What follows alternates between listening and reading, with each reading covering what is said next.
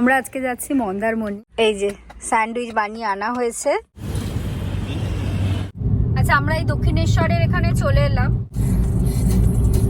আমরা কোলাঘাটের এখানে দাঁড়ালাম জাস্ট। নন্দকুমার না, এটা হচ্ছে এন্ট্রি গেট। ঢুকছি। আগেরবার আমরা বোম্বে বিচে ছিলাম, এবারে থাকবো পার্থ কিং এ। পার্থ কিং বিচ রিসর্টের একদম ফার্স্ট কটেজের ফার্স্ট রুমটাতে ব্যালকনি। একবার ব্যালকনিটা দেখুন।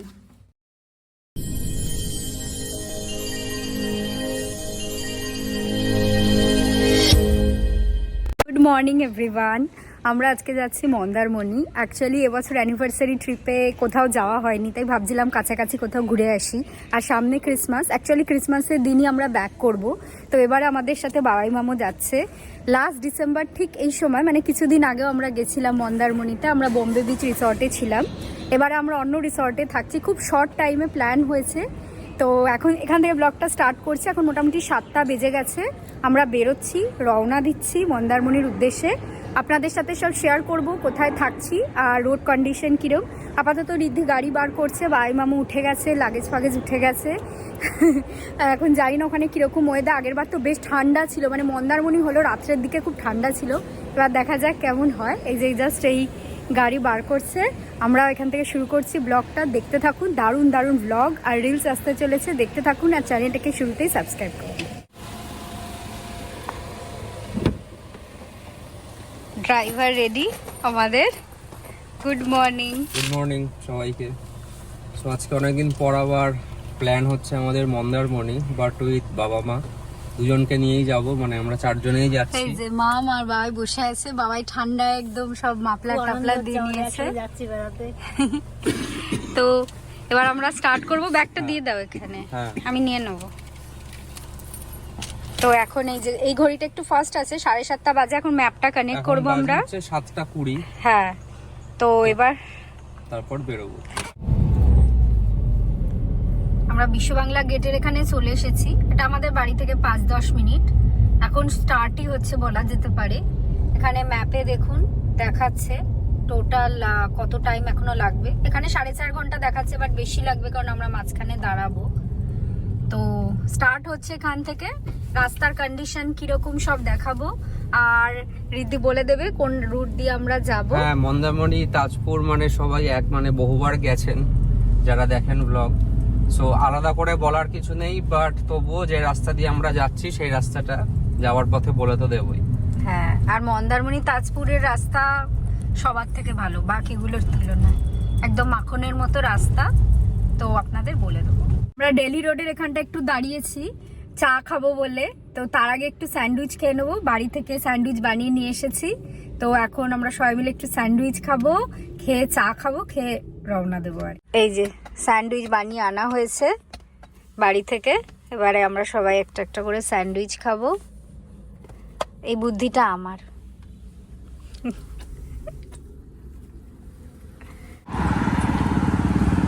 চা খেতে নেমেছি ডেলি রোডে। বাবাই মাম নামেনি, ওরা গাড়িতেই রয়েছে। ওরা গাড়িতেই চা খাবে, চা করে এনেছে। আমি আর রিদ্ধি এখান থেকে একটু চা খাবো, 2টো চা।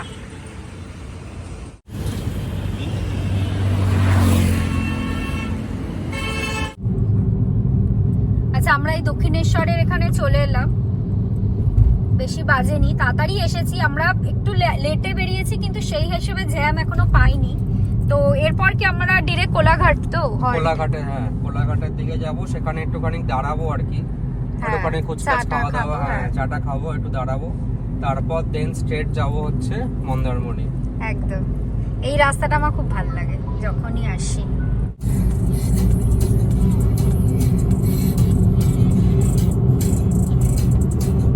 আমরা জাস্ট ধুলাগড়ের টোলটা ক্রস করলাম, এখনো কোলাঘাট আসেনি। কোলাঘাটের ওখানে একটু নামবো। তো এখনো অবধি আমাদের 2টো টোল আর কি কেটেছে। একটা 65 টাকা, যেটা হচ্ছে রাজচন্দ্রপুরে, আর একটা ধুলাগড়ের এখানে 135 টাকা। তো এখন যাচ্ছি কোলাঘাটের এদিকে। আপনাদের কোলাঘাটটা পেরিয়ে গেলে কোলাঘাট অবধি তো সবাইকে আসতেই হবে, তারপরে রুটটা রিদ্ধি একটু বলে দেবে। এখনো অবধি জ্যাম খুব একটা নেই, মোটামুটি। ফগও সেরকম নেই, অবভিয়াসলি আমরা অনেকটা পরেই বেরিয়েছি। তো ঠিকঠাকই আছে এখনো অবধি রাস্তা। তো এখন একটু মাঝখানে ব্রেক নেবো কোলাঘাটে, তারপর টানা একদম মন্দারমণি।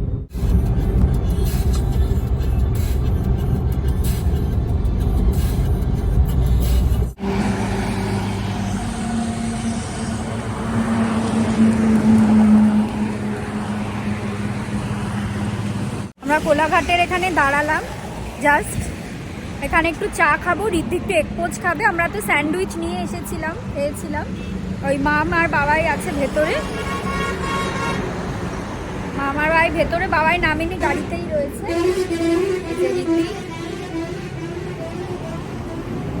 এখন আমাদের কতক্ষণ লাগবে পৌঁছতে? এখন আমাদের মোটামুটি 3.5 ঘন্টা মতন তো আরামসে লাগবে, মানে 3 থেকে 3 ঘন্টা তো 3 ঘন্টা লাগবে, কারণ আমি ম্যাপে দেখছি 2 আর 52 মিনিট দেখাচ্ছে, বা চা ফা খেতে আধ ঘন্টারও যাবে। হ্যাঁ, ও ঠিকই বলেছে, ওরকমই লাগবে। দিদি এক পোচ খাচ্ছে। এখান থেকে আর কিছু খাবো না, কেননা এখানে গাড়িতে আমরা স্যান্ডউইচ তো এনেছি, তো এখানে হ্যাঁ। শুধু চা আর আমার একটা ইচ্ছা হলো খেতে, তো একটা এগ পোচ খেলাম। আচ্ছা, আমরা কোলাঘাট ক্রস করে গেছি, তো রীতি একটু রুটটা বলে দিচ্ছে কোন রুট দিয়ে আমরা যাচ্ছি, তারপর তো আপনাদের দেখাতে থাকবো। রুটটা হচ্ছে সবার ফার্স্টে একটা ডাইভারশন আছে, একটা স্ট্রেট চলে যাবে, মানে হচ্ছে যেটা একটা হচ্ছে টুয়ার্ডস দিল্লি আর একটা হচ্ছে টুয়ার্ডস খড়গপুর। সো আমাদের যেতে হচ্ছে হলো খড়গপুরের রুটটাতে। সো তারপরে নেক্সট ডাইভারশনটা, যেটা আমরা কোলাঘাট থেকে একটু দাঁড়িয়েছিলাম, কোলাঘাট থেকে যাওয়ার পথে, সেটা ডাইভারশনটা হচ্ছে টুয়ার্ডস হলদিয়ার ডাইভারশনটা আমরা নেব, তাহলে কিন্তু আমরা টুয়ার্ডস মন্দারমণি দীঘার দিকে পৌঁছতে পারবো। তো ভুল করে যেন আবার অন্য দিকে চলে যাবেন না, তাহলে কিন্তু পুরো ইউটার্ন করে আসতে হবে, এটা একটু মাথায় রাখবেন।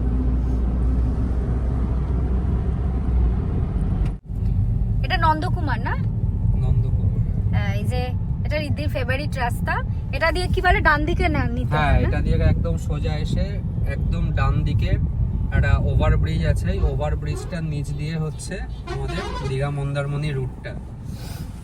তো ওই দিকটাতেই যাচ্ছি। এই এতক্ষণে আমরা নন্দকুমার পৌঁছলাম, বাট খুব একটা বলবো না যে লেট হয়েছে বা হ্যাঁ। কিছু। রাস্তাতে একটু ভিড় আজকে ছিল, মানে অন্যান্য বার একদম পুরো ফাঁকা থাকে আর কি, এবার একটু ক্রাউডেড তো ছিল, বাট ঠিক আছে, তবুও খুব লেট আহামরি কিছু হয়নি। এখনো এইখানে টাইমিংটা দেখাচ্ছে, যা তোমার মেসেজের জন্য দেখাচ্ছে 2 আওয়ার সামথিং মিনিট মতো হ্যাঁ। দেখাচ্ছে। এখন আর 2 আওয়ার্সও নেই, ওই যে মোটামুটি 77 কিলোমিটার রয়েছে, পৌঁছে যাব। এখানটাতে আমরা একটু নেমেছিলাম জাস্ট চা খাওয়ার জন্য, আমি আর অরশ্রী নেমেছিলাম, আর মা বাবাই ভেতরে রয়েছে। তা মা একটু কেক বানিয়ে এনেছিল, তো সেই কেকটাও আমরা গাড়িতে এখন বেশ খেলাম, আর চাও মা বানিয়েই এনেছিল, তো গাড়িতে বসেই চা খেলাম। তো জাস্ট একটু নামলাম, এবার একদম ডিরেক্ট যাব হচ্ছে হোটেলে। প্রত্যেকবারই বলা হচ্ছে যে এবার যাব ডিরেক্ট, বাট কোনোবারই সেটা হচ্ছে না, মানে পরের বার আবার নামা হচ্ছে, বাট আর বেশিক্ষণ নেই। আর আমাদের আর একটা টোল, দুটো টোল আমি বলে দিয়েছিলাম, একটা রাজচন্দ্রপুর আর একটা হচ্ছে ওই কি যেন ধুলাঘর, আর একটা সোনাপেটিয়া বলে জায়গায়, তারপরে কেটেছে ওই 115 টাকার মতো। এখান দিয়ে এত গাড়ি যাচ্ছে তো শোনা যাচ্ছে না। আপাতত 3টে টোল পড়েছে, আমি জানি না আর সামনে পড়বে কিনা, আর এখনো 1-1.5 ঘন্টা মতো লাগবে পৌঁছতে।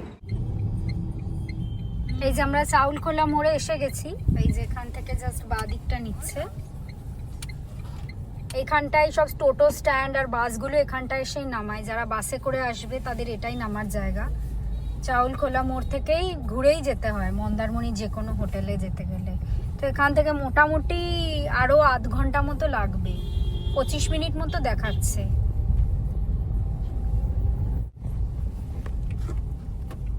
আমরা এসে গেছি পার্থ কিং বিচ রিসর্টে, এখানে আমাদের থাকা 2 দিন। তো এই যে এখানে এটা হচ্ছে এন্ট্রি গেট, ঢুকছে। আগেরবার আমরা বোম্বে বিচে ছিলাম, এবারে থাকবো পার্থ কিং এ। এই যে বাঁ দিকে বিল্ডিংটা, আর আমাদেরগুলো কটেজ, ওই সামনের যে কটেজগুলো দেখা যাচ্ছে ওখানেই। তো এই ঢুকে আই থিঙ্ক পার্কিং, এই পুরো পাশটা পার্কিং, এখানেই রাখবো। গাড়িটা ঘোরা রয়েছে না, হ্যাঁ, ওর পাশে লাল গাড়ি আছে, ওর পাশে ওইরকম ঠিক সামনে আছে। মুখ করে রাখবে, আচ্ছা, বের করার সময় সুবিধা হবে। ওই যে দেখো সামনে যে কটেজ গুলো রয়েছে, আমাদেরটা একটা তো গ্রাউন্ড ফ্লোরে আছে, আর একটা হচ্ছে ফার্স্ট ফ্লোরে সি ফেসিং। এবার দেখা যাক কতটা কি সি ফেসিং, আপনাদের রুম টুরটা অবশ্যই দেব। আচ্ছা, আমরা এসে গেছি, এই যে সামনে রিসেপশন, আর এই পাশটা হচ্ছে কটেজগুলো। আপনাদের পুরো রিসর্টটা পরের ভিডিওতে ঘুরে ঘুরে দেখাবো। আপাতত রিসেপশনে যাই। আচ্ছা, ফাইনালি আমরা এসে পৌঁছে গেছি মন্দারমণিতে। আর আমরা আছি পার্থ কিং বিচ রিসর্টের একদম ফার্স্ট কটেজের ফার্স্ট রুমটাতে। মানে প্রচণ্ড জোরে গান চলছে। আপনাদের ফার্স্টে আমি রুমটা দেখিয়ে দিচ্ছি, এরপরে আপনাদের পুরো রিসর্টটা আমি ঘুরে ঘুরে দেখাবো। পেছনে দেখতেই পাচ্ছেন পুরো সি ফেসিং, একদম সমুদ্রের ব্যাকগ্রাউন্ড। কতটা সুন্দর রুমটার, কতটা সুন্দর ভিউটা সেটা আপনারা দেখুন। এইটা হচ্ছে সি সামনে, আর এইখানে দেখছেন এই যে ফার্স্ট এই যে এইগুলো দেখছেন, এগুলো সব হচ্ছে কটেজ। আমরা হচ্ছি এই সাইডের একদম ফার্স্ট কটেজটাতে রয়েছি। এই যে সিঁড়ি দিয়ে উঠে এইখান দিয়ে এলাম। এইটা হচ্ছে আমাদের রুম। রুম নাম্বারটা হচ্ছে C2, ঠিক আছে, এখানে রিদ্ধি। তো চলুন রুমটা দেখাই। বিশাল বড় একটা রুম, বিশাল। রুমটা প্রচণ্ড বড়, একটা বিশাল বড় মিরর, টিভি তো রয়েছে এখানে, দেখতেই পাচ্ছেন বেড, বেডসাইড টেবিল, আর এখানে সোফা রয়েছে, চেয়ার ফেয়ার রয়েছে। আর মেন যেটা হচ্ছে ব্যালকনি। একবার ব্যালকনিটা দেখুন, এটা খোলো। Just see the view and length of the balcony. ব্যালকনিটা বিশাল চওড়া, বিশাল বড়, মানে বিশাল বড় ব্যালকনিটা। এখানে দুটো চেয়ার রাখা রয়েছে, আর এই সামনে রয়েছে পুরো ভিউ, পুরো সি ভিউ, মানে কোনো অবস্ট্রাকশন নেই, কিছু নেই। এই সামনেটা এনাদের প্লেস, সব বসার টসার জায়গা রয়েছে। আর এখানে রয়েছে সি, একদম সামনে থেকে সি দেখতে পাচ্ছি।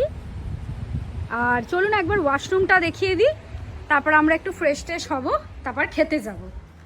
রুমটা বিশাল বড়। আচ্ছা, এই দিকটা হচ্ছে ওয়ার্ড্রোব রয়েছে, আর এখানটা রয়েছে হচ্ছে ফ্রিজ, মিনি ফ্রিজ।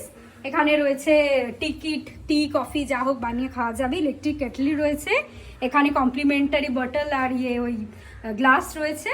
ওয়ার্ড্রপটা হচ্ছে এরকম, এই যে এটা হচ্ছে ওয়ার্ড্রপ, ঠিক আছে, ব্ল্যাঙ্কেট দিয়ে দিয়েছে।